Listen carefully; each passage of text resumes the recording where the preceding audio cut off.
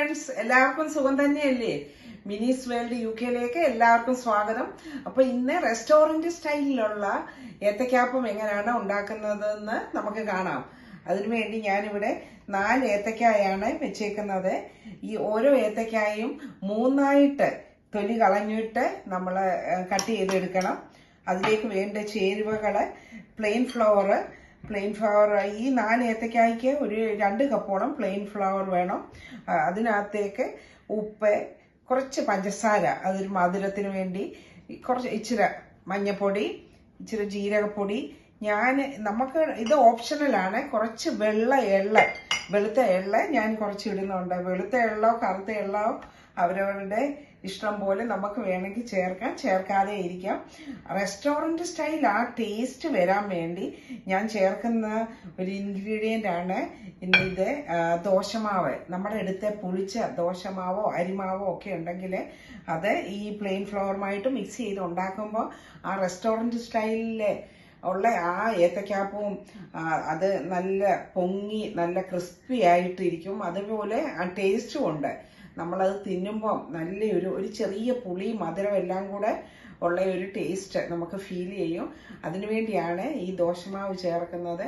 ദോശമാവില്ലെങ്കിൽ അപ്പത്തിനുള്ള മാവും പുളിച്ച മാവും ചേർക്കാം. ഇല്ലെങ്കിൽ നമുക്ക് ഇൻസ്റ്റന്റ് ആയിട്ട് ഉണ്ടാക്കുവാണെങ്കിൽ നമുക്ക് ബേക്കിംഗ് സോഡയോ ഒക്കെ ഉപയോഗിക്കാം. ഇതിലേക്ക് 2 കപ്പ് പ്ലെയിൻ ഫ്ലോർ എടുത്തു. ഒരു 3/4 ടീസ്പൂണോളം മഞ്ഞൾപ്പൊടി, 3/4 ടീസ്പൂണ് ജീരകപ്പൊടി, 1 ടീസ്പൂൺ എള്ളിട്ടു.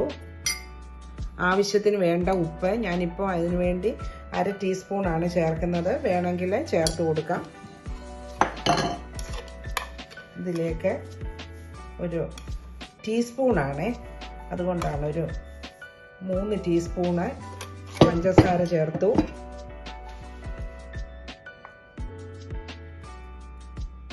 2 ടേബിൾ സ്പൂണോ അരിമാവ് ദോശമാവും ചേർത്തു.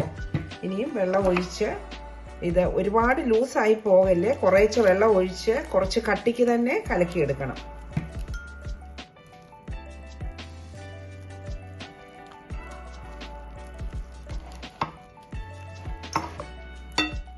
ഇതാണ് മാവിൻ്റെ കൺസിസ്റ്റൻസി. ഈ കൺസിസ്റ്റൻസിയിലാവുമ്പം നമ്മൾ നല്ല പാകത്തിനുള്ള ഏത്തക്കാപ്പം ആവും. അപ്പോൾ ഒരുപാട് തിക്കും ആകല്ലേ, ഒരുപാട് ലൂസും ആകല്ലേ. ഇനിയും ഇതൊരു 15 മിനിറ്റ് നമ്മളൊന്ന് ജസ്റ്റ് റെസ്റ്റ് ചെയ്യാൻ വെക്കണം ഈ മാവ്. എന്നിട്ട് ഇതെടുത്ത് വറക്കണം. മിനിമം ഒരു 10 മിനിറ്റെങ്കിലും വെക്കണം. ഞാനിപ്പോൾ ഒരു ഈവനിങ് കുട്ടികൾ സ്കൂളിൽ നിന്ന് വരുമ്പോഴത്തേക്ക് ഉണ്ടാക്കാനാണ്, അതുകൊണ്ട് ഒരു 10 മിനിറ്റേ വെക്കുന്നുള്ളൂ. ഇനിയും ഓരോ ഏത്തക്കായും അത് 2 സൈഡും കട്ട് ചെയ്തിട്ട് തൊലി കളഞ്ഞ് വെച്ചേക്കുവാണ്. അപ്പോൾ ഇനി ഓരോ ഏത്തക്കായും ഞാനൊരു 3ആയിട്ടാണ് മുറിക്കാൻ പോകുന്നത്. അത്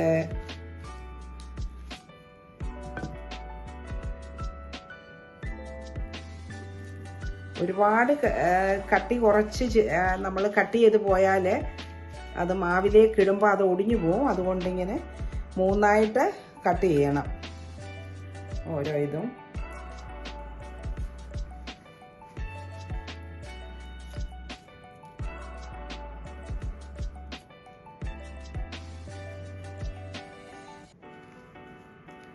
പത്ത് മിനിറ്റ് നമ്മളുടെ മാവ് റെസ്റ്റ് ചെയ്യാൻ വെച്ച് 10 മിനിറ്റ് കഴിഞ്ഞപ്പോൾ ഞാനിത് വറുത്തെടുക്കാൻ പോവാണ്. സൺഫ്ലവർ ഓയിലാണ്, എണ്ണ ചൂടായിട്ടുണ്ട്. അപ്പോൾ ഓരോ പീസും മാവിലേക്ക് ശരിയായിട്ട് ഒന്ന് മുക്കിയെടുത്തിട്ട് നമുക്ക് എണ്ണയിലേക്ക് ഇട്ട് കൊടുക്കാം.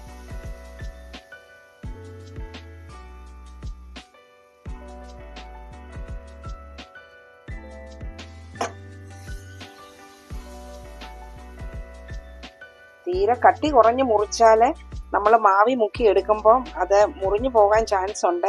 അപ്പം സൂക്ഷിച്ച് വേണം എടുക്കാൻ. അപ്പം ആദ്യം ഇട്ട പീസ് ആയിട്ടുണ്ട്. നമ്മളത് പൊട്ടിപ്പിടിക്കാതെ ഒന്ന് അകത്ത് ഇട്ട് കൊടുക്കണം. ആദ്യം ഇട്ട പീസ് നമുക്ക് മറിച്ചിട്ട് കൊടുക്കാം.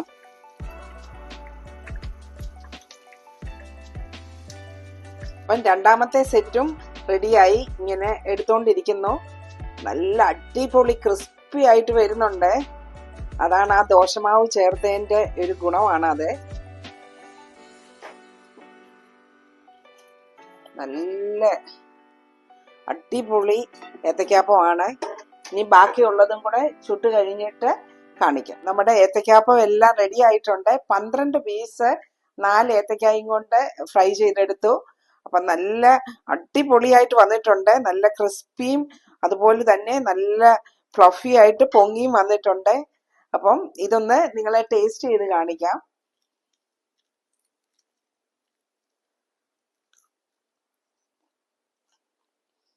ക്രഞ്ചിനെസ് നിങ്ങൾക്ക് കേൾക്കാമല്ലോ. അതുപോലെ